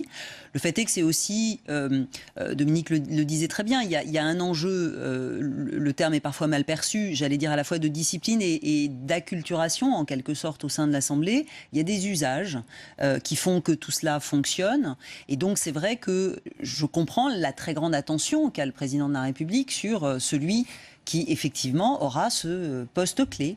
Mais parlez-nous de ces usages, Dominique Rousseau. Est-ce que c'est si compliqué? Parce que parfois, il y a eu des députés qui avaient eu une carrière politique et qui étaient nouveaux aussi à l'Assemblée. Ils ont quand même appris assez rapidement. Pourquoi ces personnalités de la société civile, qui sont sûrement animées de beaucoup de bonne volonté, qui ont une expérience associative, auraient plus de mal à entrer dans ce bain-là parlementaire? Mais parce que, si vous voulez, la fabrication de la loi, la rédaction d'un amendement, la rédaction de rapports, même s'il y a une administration, des administrateurs à l'Assemblée qui sont évidemment très compétents, reste, qu'on le veuille ou non, qu'on mette des guillemets ou qu'on ne mette pas des guillemets, un métier. On ne s'invente pas journaliste, on ne s'invente pas professeur de droit, on ne s'invente pas magistrat, on ne s'invente pas non plus député comme ça du jour au lendemain. Il y a, comment dire, un mode de rédaction, il y a une procédure parlementaire à respecter, qui est un des éléments de la qualité démocratique de la production des lois. Et ça, évidemment, il faut un minimum de savoir, de formation. D'ailleurs, je crois que un séminaire, oui, alors il ne faut pas dire formation, oui, parce que ça choquerait, mais enfin, un séminaire de travail est prévu. Ah ben, selon vous, c'est intéressant, si vous étiez une petite souris, qu'est-ce qui peut se passer dans ce séminaire, Anne Levade? Si vous deviez donner un cours justement à ces primo-députés, qu'est-ce que vous leur diriez? Alors, je ne sais pas d'abord si on me demanderait de donner un cours comme ça sans me dire à peu près quelles sont les prémices sur lesquelles les renseigner. Je pense qu'il y a justement cette idée qu'il y a des usages qui ne sont pas là pour paralyser, mais au contraire pour faire fonctionner le système. Et en réalité, c'est pas tant la question de l'origine de ces primo-députés qui est en cause. Le problème n'est pas de savoir s'ils viennent de la société civile ou d'ailleurs. D'ailleurs, moi, je ne sais pas bien ce que c'est que la société civile. Ouais, mais c'est surtout la question du nombre. Quand on a quelques députés, j'allais dire, ils sont emportés par la masse, entre guillemets, de ceux qui connaissent déjà les rouages. Et puis, alors certes, il y en a qui sont là depuis très longtemps, mais il y en a qui sont là simplement depuis un mandat. Et puis voilà, il y a une forme de transmission. Quand en revanche, on a les 3/4 des députés qui débarquent, littéralement, qui, y compris, ne savent pas où sont les salles des commissions, enfin c'est aussi un dédale, l'Assemblée, enfin tout ça peut sembler anecdotique, mais il y a aussi une partie visite guidée, ça change les choses. Et j'ajoute que c'est pas leur faire injure que de dire ça, c'est aussi que derrière il y a un risque, mais qui est bien connu quand on met en avant la démocratisation et justement cette élimination de la professionnalisation de la politique, c'est que derrière il faut quand même que les lois se fassent. Et qui fait les lois dans ce cas-là? Eh bien, ce sont non plus les élus, mais les administrateurs. Alors les administrateurs parlementaires sont des gens remarquables, extrêmement compétents, mais qui ne sont pas choisis par les électeurs, c'est la différence avec des parlementaires. Faut pas qu'on leur délègue tout. Le petit risque, c'est évidemment qu'il y ait un déséquilibre à leur profit. Absolument. Le risque, si vous voulez, de primo-députés qui n'ont pas une expérience de la chose publique ou de la chose politique, c'est de renforcer le rôle de l'administration de l'Assemblée, voire de l'exécutif. Hein. Et le déséquilibre peut se porter ici. Vous disiez, bon, il y a des députés, il y a des personnalités, par exemple, dans l'ancienne législature, qui se sont très vite révélées, mais qui avaient déjà une compétence. Je pense, par exemple, à Sébastien de Naja, c'était son premier mandat de député, mais c'était un collègue, il était prof à la faculté de droit de Toulouse, donc très vite, il a su. Avant, il y avait eu aussi Jean-Jacques Urvoas, qui était juriste et qui très vite, évidemment, s'est mis dans le fonctionnement de l'Assemblée, qui était un très bon président de la Commission des lois. Donc tout dépend aussi des professions qui alimentent l'Assemblée nationale. Mais ils s'y mettront avec grand plaisir. Vous n'avez pas beaucoup d'inquiétude. C'est un plaisir de faire la loi. Si vous le dites, le président de l'Assemblée nationale, Anne Levan, il est là pour 5 ans. La relation de confiance, elle doit être quand même absolue avec le président de la République. Ça, c'est vraiment le poste le plus sensible. Alors, elle doit être absolue avec le président de la République. Elle n'a pas toujours été. Voilà, et quand on est en concordance de majorité, ce qui est le cas, et évidemment, plus les rapports entre les pouvoirs publics sont harmonieux, mieux ça se passe. Mais je dirais c'est surtout une question d'équilibre. On n'a pas besoin de 2 personnalités identiques à ces fonctions-là. On a besoin de gens qui sont capables de travailler ensemble, chacun restant, et c'est d'ailleurs pas tant le président de la République que le chef du gouvernement en réalité, chacun restant dans son précaré, mais étant capable de discuter avec l'autre, parce que le rôle du Parlement, c'est de voter la loi. Évidemment, une loi qui, lorsqu'il y a concordance de majorité, est d'abord l'émanation du gouvernement. Et puis, c'est aussi de contrôler et d'évaluer la politique publique, et donc d'être capable d'établir un dialogue, parce que c'est ainsi que fonctionnent nos institutions. Il y a l'autre... Oui, allez-y. Oui, et ça va être d'autant plus important aujourd'hui que l'opposition est quand même assez marginale. Et par conséquent, il faudra, pour le président de l'Assemblée nationale, qu'il fasse respecter le pluralisme du débat et qu'il laisse l'opposition, enfin qu'il donne toute sa place, aussi petite soit-elle, à l'opposition. Donc, on sera très attentif à ça. Hein. Là, il faut avoir beaucoup de doigté politique pour faire cela aussi. Oui. Je crois par exemple que Jean-Louis Debré, qui a été président de l'Assemblée nationale, est reconnu pour avoir été un bon président de l'Assemblée nationale parce que précisément... Peut-on remonter à loin, c'est-à-dire que les plus récents ne le sont pas? Écoutez, je parle de ceux qui l'ont été. Et il a bien géré, venant de la majorité, il a su quand même laisser se dérouler le débat démocratique. Et ça sera important aujourd'hui. Et c'est d'autant plus important qu'en réalité, on voit bien que numériquement, il y a un certain nombre de groupes qui ne seront pas en capacité de faire certaines choses dans l'Assemblée. Par exemple, de déposer une motion de censure. Sera de saisir le Conseil constitutionnel. Le cas pour les socialistes. De saisir le Conseil constitutionnel, puisqu'il faut 58 ou respectivement 58 pour une motion de censure et 60 pour saisir le Conseil. Et donc, la nécessité absolue pour les députés qui ne soutiendront pas le gouvernement de se sentir respectés, écoutés, entendus, ça va être un enjeu pour éviter effectivement que les choses se passent mal sur le plan de la démocratie en général. Plus je vous écoute ce soir, plus je me dis qu'on aura vraiment besoin de vous pour ces prochaines... On est heureux de vous en avoir convaincu. Merci pour cette pédagogie. Non, c'est important parce qu'on découvre aussi finalement quelque chose qui nous semblait assez naturel, le travail du député qui est aussi, Dominique Rousseau, on l'oublie, de contrôler l'action du gouvernement. Ils ne sont pas là pour voter le petit doigt sur la couture du pantalon. Ils doivent aussi contrôler l'action du gouvernement. Ça, c'est un pan important de leur... Je dirais même que c'est essentiel. La première mission. Si on remonte, alors vous disiez tout à l'heure Jean-Louis Debré, j'ai remonté trop loin, mais si on remonte encore plus loin, la première mission des parlements, c'est de contrôler le gouvernement, et notamment, et c'est comme ça que les parlements sont nés, c'est de contrôler l'usage fait par le gouvernant des deniers publics, comme on disait autrefois. Donc c'est ça, c'est pas d'abord voter la loi, c'est contrôler le gouvernement, contrôler l'usage par le gouvernement des fonds publics, contrôler la mise en œuvre des politiques publiques. Voilà quel est le premier rôle.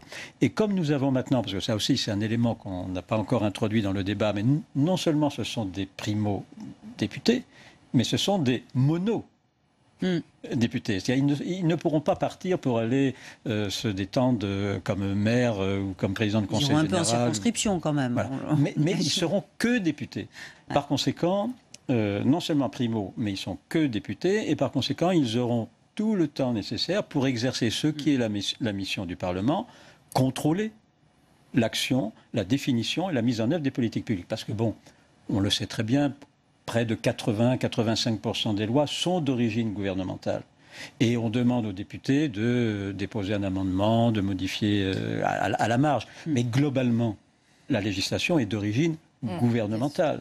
Par conséquent, le travail essentiel du Parlement, c'est un travail de contrôle et pas de contrôle. C'est important d'insister sur ce point, parce que parfois on l'oublie. Je pense que c'est important, et c'est pas le contrôle type 49.3, motion de censure. Il n'y a pas de renverser. Ouais. Voilà, c'est le contrôle au quotidien des commissions d'enquête, des commissions de contrôle pour suivre le gouvernement dans l'application des politiques publiques. On dit souvent qu'on devrait aller voir à l'étranger pour s'inspirer des bonnes pratiques, et en général, je suis réservée sur cette démarche, mais en l'occurrence, c'est très exact. La France a une maladie bien connue, le Parlement a une maladie bien connue, c'est la volonté de donner une priorité absolue à la discussion puis au vote de la loi. Ce qui donne les psychodrames autour du 49.3, les débats autour des amendements, les nuits de séance, etc. Pourquoi je dis que c'est un mal très français ? Prenons un exemple très simple. Si on compare la procédure budgétaire entre la France et l'étranger, par exemple au Royaume-Uni. En France, procédure budgétaire, on passe des semaines à débattre de savoir ce que le gouvernement veut mettre dans la loi de finances.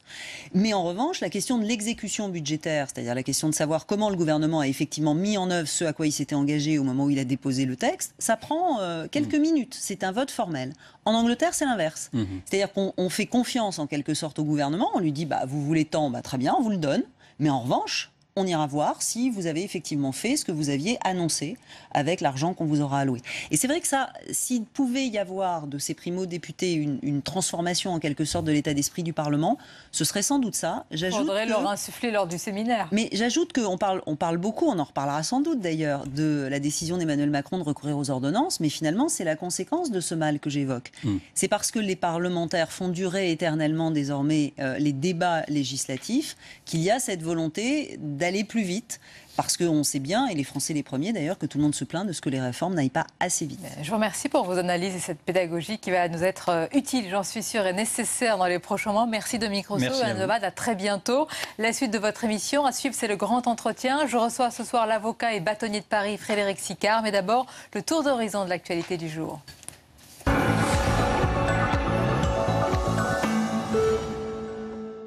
Les forces de l'ordre à nouveau prises pour cible sur les Champs-Élysées. En milieu d'après-midi, une voiture a percuté un fourgon de CRS. À son bord, un homme muni de plusieurs armes de poing et d'une Kalachnikov. 2 bouteilles de gaz seront aussi retrouvées. L'assaillant, un Français de 31 ans, était fiché S pour appartenance à la mouvance islamiste radicale. L'individu est décédé. L'enquête est confiée au procureur de Paris, à la section antiterroriste. Cela montre une fois de plus que le niveau de la menace en France est extrêmement élevé. À l'Assemblée nationale, Ambiance de rentrée des classes à l'Assemblée nationale. Les 424 nouveaux élus découvrent les lieux. Premiers clichés et premières interviews. Les députés En Marche souhaitent incarner le renouveau au Palais Bourbon. Il faut qu'on ressorte tous de cette habitude un peu française de mettre les gens dans des cases. Moi, pour vous dire, j'étais livreur de pizza, j'étais agent d'accueil au Gaumont, j'étais serveur, j'ai été moniteur de voile, donc j'ai connu l'ensemble des professions. Manuel Valls. Pour certains, ce scrutin n'a pas été une longue marche tranquille. Manuel Valls voit son élection contestée par Farida Amrani, son adversaire de la France Insoumise. L'ancien Premier ministre l'emporte avec 139 voix d'avance. Il y a eu hier une élection, elle est étroite, mais elle est en même temps nette. Ceux qui la contestent ont des moyens juridiques de faire des recours, et c'est le Conseil constitutionnel qui décide si le recours est accepté. Dans la première circonscription de Mayotte, le résultat a basculé après recomptage. Ramlati Ali, la candidate du PS, décroche finalement le siège face à Elad Chakrina des Républicains. Justice. Nathalie Kosciusko-Morizet ne l'a pas emporté dans sa circonscription parisienne, mais son agresseur présumé a lui été présenté au juge en comparution immédiate après 20 heures de garde à vue. Vincent Debrez, maire sans étiquette d'une commune de l'Eure, a obtenu un renvoi de son procès au 11 juillet pour préparer sa défense. Emmanuel Macron. En ce lendemain d'élection, Emmanuel Macron s'est tenu à distance des commentaires politiques. D'abord au Bourget où il a inauguré le salon de l'aéronautique, le président s'est affiché aux côtés de l'astronaute Thomas Pesquet.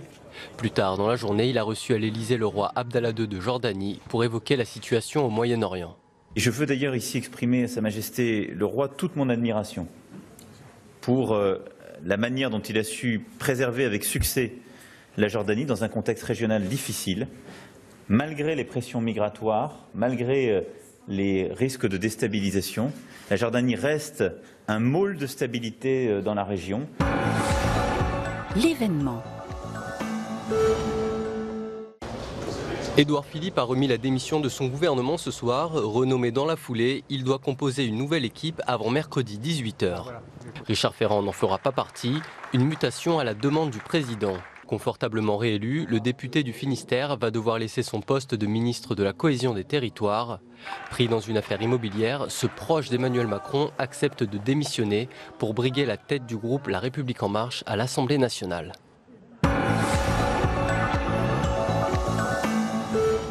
Mon invité ce soir est avocat, bâtonnier de Paris. On va parler avec lui du projet de loi à venir. Il sera examiné ce mercredi 21 juin. C'est le projet de loi antiterroriste dans un contexte de menaces toujours très fort. Nous parlerons aussi plus largement des relations et des rapports avec la justice, toujours sensibles. Et mon invité, c'est Frédéric Sicard. Bonsoir. Bonsoir. Et bienvenue à vous. Alors Frédéric Sicard, on va parler de ce projet de loi à venir, du contexte de la justice. D'abord, votre avis, forcément plus distancié que les responsables politiques que nous recevons et plus distancié que les journalistes, sur cette longue séquence électorale qui s'achève aujourd'hui avec ce nouveau paysage politique. Quel est votre regard? Quelle est votre analyse? C'est un vrai plaisir de savoir que le pays va retrouver un gouvernement. Parce que là, ça commençait à être un peu lassant. Il nous faut des décisions politiques pour que les choses bougent. Et donc, pour moi, c'est un bonheur de trouver du répondant. Place à l'action, désormais. Passe à l'action.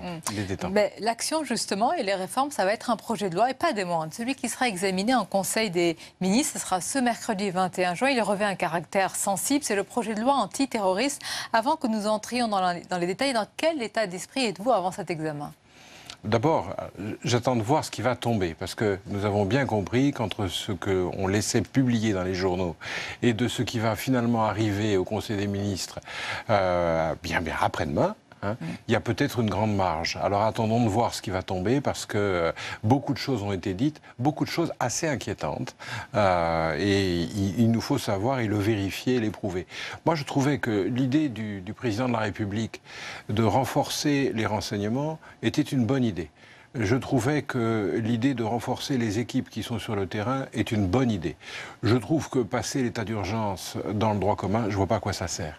Mais je suis ouvert à toute explication. C'est une question qui traverse et qui se pose à de nombreux experts. Juste avant vous, à cette place, il y avait une spécialiste justement des questions de terrorisme, Anne Giudicelli, qui nous disait « Je ne vois pas aussi pourquoi ce serait transposé dans l'état d'urgence ». Et je lui ai posé cette question que je vous pose également, Frédéric Sicard.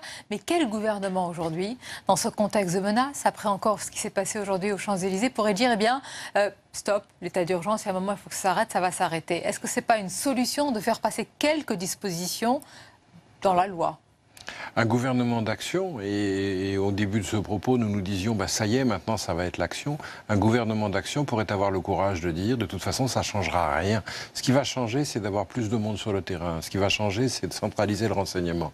Mais passer ce qui existe déjà dans l'état d'urgence, mais qui est aussi dans le droit commun, dans une autre forme de droit commun, nous ne comprenons pas. En réalité, la seule mesure un peu extraordinaire serait la possibilité de mettre un bracelet électronique aux ceux qui sont sur la liste S, et encore pas tous. On ne voit pas très bien où ça va, parce que d'abord, ils ne sont pas si nombreux que ça sur la liste S. On peut organiser la surveillance, et je pense que là, il faut dire... Apparemment, elle n'est pas suffisante. Ce n'est pas une mesure suffisante, et ce n'est pas une mesure qui permettra d'éviter les attentats tels qu'on les a connus cet après-midi. Donc, le ministre de l'Intérieur, après cette tentative d'attentat aujourd'hui, a justifié l'état d'urgence, et le garde des Sceaux, mais ce n'était pas aujourd'hui, a également estimé, je cite, « La menace nous oblige à envisager l'entrée dans le droit commun d'armes de lutte spécifiques ». Là, c'est le garde des Sceaux. On ne parle pas du ministère de la formule est très belle, mais je ne comprends pas ce qu'il y a derrière. Ah si, vous ne comprenez pas, vous, avocat et bâtonnier de Paris Si la formule consiste à dire qu'il va falloir changer la loi en maintenant une exception de la Cour européenne des droits de l'homme, puisque vous savez que nous avons suspendu la Convention européenne des droits de l'homme pour l'instant, on va avoir un léger problème européen. C'est-à-dire que moi, j'étais très fier d'avoir un président de la République qui parlait de souveraineté européenne, qui parlait d'engagement européen, et un des premiers gestes serait justement de se mettre en retrait de l'Europe. Là, il y a un truc que je ne comprends pas. Donc je soupçonne que c'est autre chose, mais si c'est autre chose, c'est quoi? Une réorganisation des compétences des juges entre le juge administratif et le juge judiciaire.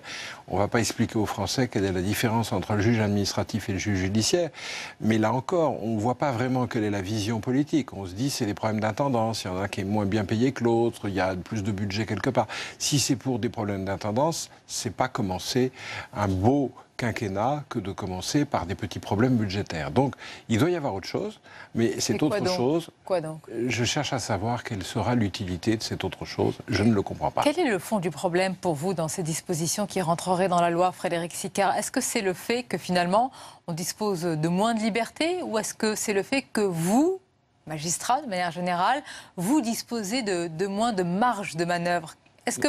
Moi, vous savez, j'essaie d'avoir un discours plus concret en disant le juge administratif n'est en théorie pas le garant des libertés comme l'est le juge judiciaire, mais c'est quand même un bon juge. On a de bons juges en France. Donc je ne comprends pas à quoi sert ce désordre organisé.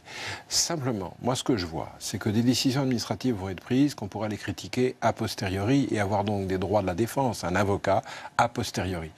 Eh bien, dites donc, il y a intérêt à ce que vous soyez coupable, parce que pour peu que vous soyez innocent, avant que vous soyez libéré des mesures qui ont été prises par le préfet à la tête des clients, ça ne va pas être demain la veille. Donc vous remettez en cause, pour qu'on comprenne bien, parce que vous maîtrisez bien votre dossier, pour qu'on comprenne tout, finalement, ces étapes préalables, préliminaires, où il y a un cadre policier et pas un cadre tout ce que le gouvernement judiciaire veut faire est actuellement possible, sauf le bracelet sur les suspects. Mais tout est possible. Simplement, il faut passer par un juge judiciaire, il faut plaider, il faut avoir une autorisation du juge. Là, c'est le préfet qui déciderait, et après, c'est le juge administratif qui contrôlerait. C'est ça, c'est cet enchaînement qui vous inquiète. C'est cet enchaînement qui n'est pas conforme à la Convention européenne des droits de l'homme, et c'est un enchaînement qui, en plus, pose un problème, parce que tant que vous avez un président de la République de la qualité comme celui-ci, pas de difficulté. Mais le jour où vous avez un tyran, il y a toujours un potentiel de tyran, eh bien vous avez une arme juridique qui est encore plus forte que ce dont pourraient rêver les pires dictateurs du monde. Que si on grave dans le marbre, dans la loi, ces dispositions, plus tard, pour un autre gouvernement, on ne sait pas, dans 5 ans, 10 ans, il pourrait utiliser et profiter de cela, de ces éléments.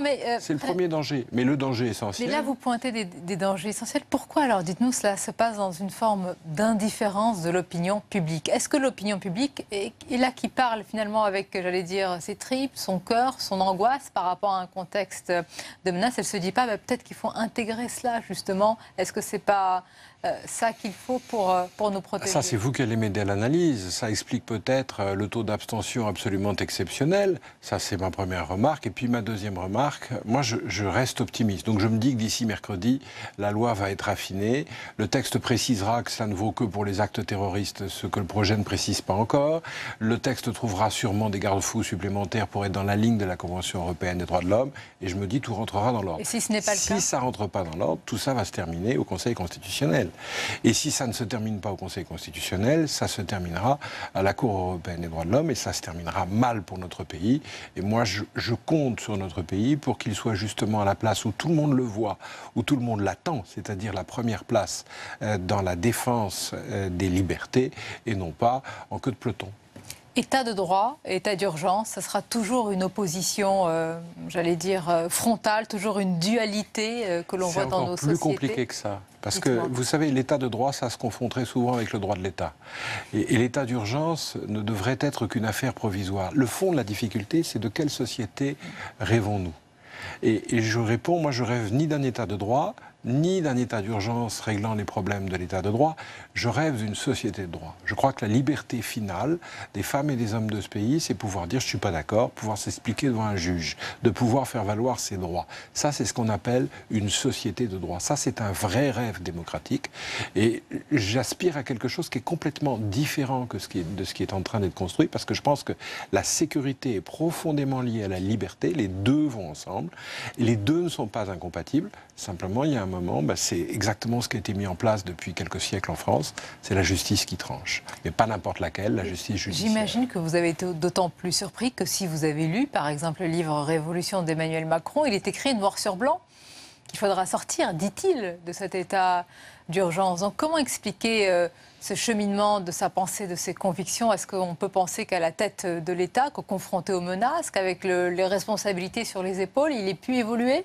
La campagne est rude et peut-être qu'au fil de la campagne, quand on l'a accusé de ne pas être suffisamment sévère, de ne pas être suffisamment rigoureux, il a pris le mort et veut nous montrer qu'il est à la fois sévère et rigoureux. Mais je crois qu'en lisant d'autres parties de son programme, on trouve autant de rigueur et de sévérité sans qu'il soit nul besoin, en plus, de mettre l'état d'urgence dans la loi pénale, ce qui serait quand même notre 18e loi antiterroriste. Pas l'impression que les lois soient ce qui dissuade le plus les terroristes. Ce qui les dissuade, c'est une enquête, les moyens pour mener l'enquête, la centralisation des renseignements. Ça, ce sont des mesures qui sont dans le programme du président de la République et qui, à mon avis, seront efficaces. J'ai presque l'impression que vous me dites, regardez, c'est une panoplie politique qu'on agite à l'opinion publique pour dire rassurez-vous, on a fait quelque chose. Et voilà, vous l'avez dit, puis vous l'avez dit avec de meilleurs mots que ceux que je pourrais imaginer. Mais ce sera votre question et ma réponse. Bien sûr qu'on a l'impression que cette énième loi ne va aider à régler rien du tout, si ce n'est essayer de rassurer l'opinion. Mais c'est pour ça que j'insiste. 18 lois antiterroristes. Ça va, quoi. Il y a un moment, il faut nous laisser le temps de les appliquer. Et vous remarquerez que la France est assez efficace. Parce que certes, il y en a quelques-uns qui échappent aux mailles.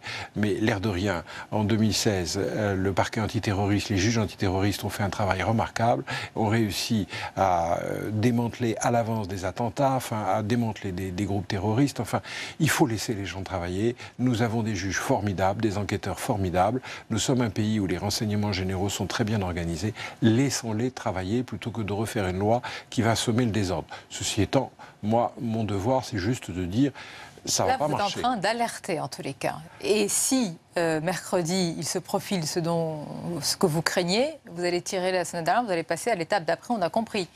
Certaines mesures pourraient être jugées anticonstitutionnelles. Alors, je ne sais pas si ce sera moi ou si ce sera d'abord le défenseur des droits, puisque M. Toubon a dit qu'il ferait d'importantes déclarations fin juin. Ce sera peut-être juillet. Mais enfin bon, il avait l'intention de dire 2-3 choses. Il y a le Conseil constitutionnel. Il y aura toujours les avocats comme en première ligne des libertés, parce que je crois que c'est notre devoir fondamental. Et le faire sans véritable agression contre le gouvernement, ce n'est pas la question. Votre devoir fondamental est L'autre droit fondamental, c'est celui d'être protégé pour les citoyens. Oui. C'est ça? Il faut trouver cette harmonie, cet équilibre. Tout à fait, mais c'est le respect des libertés. Moi, j'avais été très touché par quelque chose qui figure dans le rapport du Défenseur des droits, qui dit, attendez, il y a 4200 perquisitions, il y a 600 actions judiciaires, là, il y a à peu près 90 actions qui concernent le terrorisme, les autres non. Et dans ces 4000, hors les 600 qui ont donné lieu à des poursuites, il y avait des familles, il y avait des enfants. Il n'y a aucun dispositif pour s'occuper de ces familles qui ont été secouées, perquisitionnées la nuit. Bien sûr, on entend ce que vous dites, mais ceux qui nous regardent ce soir disent, mais combien de choses manquées aussi dans les enquêtes quand on voit le profil aujourd'hui? Est-ce que si on serait allé plus vite, il ne s'agit pas du tout de passer sur la justice, mais est-ce que cette efficacité-là ne passe pas par une rapidité, une efficacité de la police avant? On a toutes les armes. Je ne vous dis pas qu'on va revenir Pour vous, en arrière. le cadre est suffisant? Le cadre existe, on peut perquisitionner de nuit, on peut fouiller les voitures. La seule chose que je dis, c'est qu'il faut aussi penser à réparer là où on s'est trompé et où on s'est attaqué à des innocents. Et puis, je dis aussi, il faut dire que nos services de police et nos services judiciaires fonctionnent bien, que ça marche plutôt bien, que bien sûr il y a toujours des criminels, bien sûr il y a toujours des terroristes, et c'est précisément pour ça qu'il faut maintenir l'alerte, la vigilance qu'il faut réellement faire, mais il ne faut pas dire que ça ne marche pas, on est un des pays où ça marche le mieux. Pour conclure, selon vous, quelle est la vision de la justice d'Emmanuel Macron, si vous deviez la définir? On sait que les relations entre les présidents de la justice, et alors là, il y a des livres. Le président de la République avait dans son programme un certain nombre de mesures techniques très astucieuses pour moderniser la justice, mais essentiellement en faisant appel au numérique. Eh bien, moi, j'espère dans l'ubérisation, mais pas dans la robotisation. Et en cela, le garde des Sceaux, c'est plutôt quelque chose de sympathique, parce qu'on sent l'homme qui n'est pas forcément intéressé par les ordinateurs, mais plus par la chair humaine. Oui, mais est-ce que vous l'avez déjà rencontré, François Bayrou? C'est quand même une position qui est assez particulière. Il y a une enquête sur les assistants parlementaires européens du MoDem, une enquête aussi qui le concerne. Il est aussi garde des Sceaux. Qu'est-ce que vous pensez de cette situation, Frédéric Sicard? Pour le peu que j'ai pu en voir lorsque je l'ai rencontré, il avait l'air en forme. Ah non, mais ça, je ne m'inquiète pas de sa forme. Et entrer dans ces dossiers. Et après, pour le surplus, je dois vous dire que ça le regarde et que j'ai pour habitude de répondre. L'avocat ou le bâtonnier de Paris que vous êtes ne trouve pas cette situation assez inédite, insolite? Je vais vous dire, quand on est bâtonnier de Paris, c'est-à-dire quand on est à la tête de l'éthique des avocats, on voit passer tellement de choses que l'on se dit que les Anglais ont une vraie philosophie qu'il faudrait faire nôtre. Il y a ceux qui sont coupables et ceux qui ne sont pas coupables. Eh bien, pour ceux qui ne sont pas coupables, moi, je ne porte aucun jugement moral de quelque nature que ce soit. Vous l'avez rappelé, c'est une enquête préliminaire. Merci Frédéric Sicard, et puis on vous entendra sûrement à partir de mercredi sur ces différents sujets d'importance. Merci à vous. On arrive presque à la fin de cette émission. Comme d'habitude, à suivre, ce sont les moments choisis sur Public Sénat. Je suis un chef d'entreprise depuis 35 ans, novice en politique. J'avais jamais eu d'engagement avant celui de La République En Marche.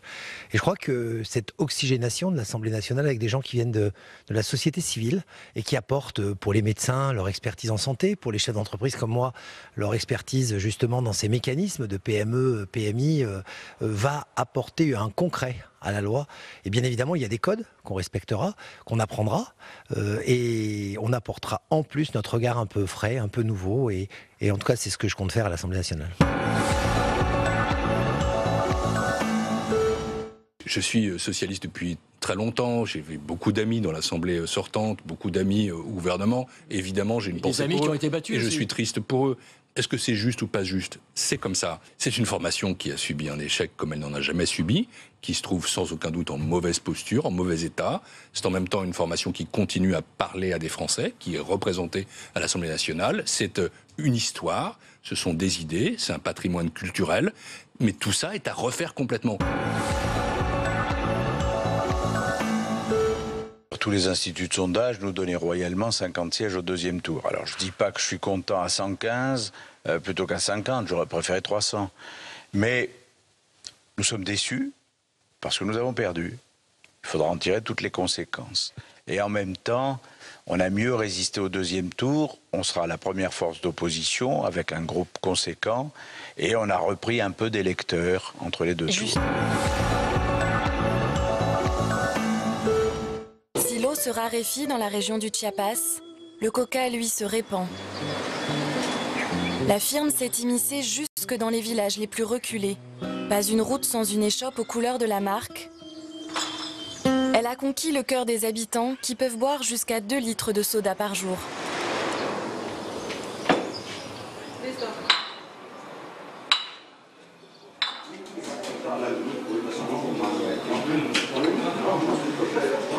Nunca hay una mesa sin que no haya botellas de coca.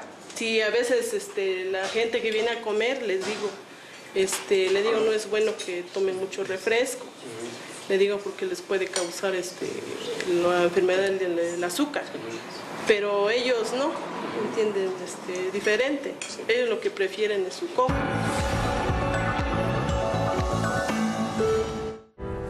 La fin des quotas de la politique agricole commune de l'Union européenne, qui garantissait des revenus aux producteurs, a placé les paysans français face à un choix. Doivent-ils continuer à pratiquer une agriculture intensive, un modèle qui s'était imposé comme l'unique solution du secteur agricole, ou imaginer un nouveau monde rural, plus respectueux de la qualité des produits, de l'environnement et de la santé des consommateurs? Voilà, on arrive à la fin de cette édition. Merci de votre fidélité. Votre rendez-vous matinal demain, c'est Territoire d'info. Je vous souhaite une belle fin de soirée en notre compagnie. À demain, 22 h, pour aller plus loin.